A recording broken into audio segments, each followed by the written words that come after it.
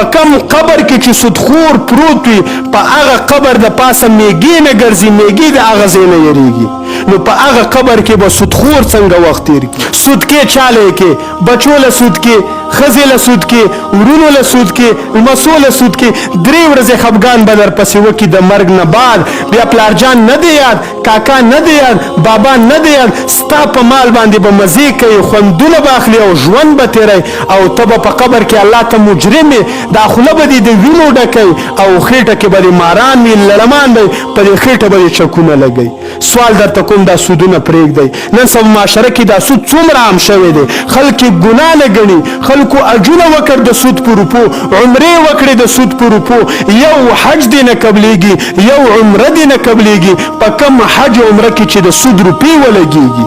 رسول الله علیه السلام فرمایي درهم الربا اشد 1 روپۍ د سود ګټل دا ډېره ګناه ده چې یو انسان 36 ځل زنا وکړي 36 ځل زنا کول دومره ګناه ده لکه تا چې 1 روپۍ د سود وګټله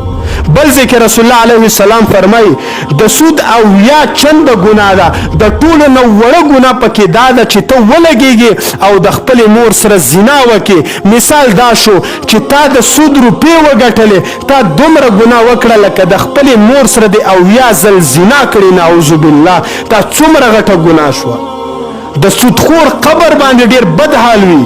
په کم قبر کې چې سودخور پروت وي په هغه قبر د پاسه میږي نه ګرځي میږي د هغه ځای نه یریږي د سودخور د قبر خاوره چې د میږیانو په سوړه کې واچي د هغه سوړې نه میږیان تښتي هلته ژوند نشي تېرولی نو په هغه قبر کې به سودخور څنګه وخت تېر کړي دا خوله به یې د وینو ډکوي خېټه کې به ماران وي لړمان به په خېټه به ورله چکونه لګي او دا بد حال به په قبر سوال درته کوم لږه وخوره د پیاز سره روټۍ وخوره ساګ وخوره د ګوړې سره روټۍ وخوره خو چې سود ونه کې ستا بچي دې په ناره شپه تېره کړي ستا ښځه دې څه ومه خوري خپله دې ستا خېټې ته څه لاړ مه شي خو چې سود ونه کې د سود نه ځان وساته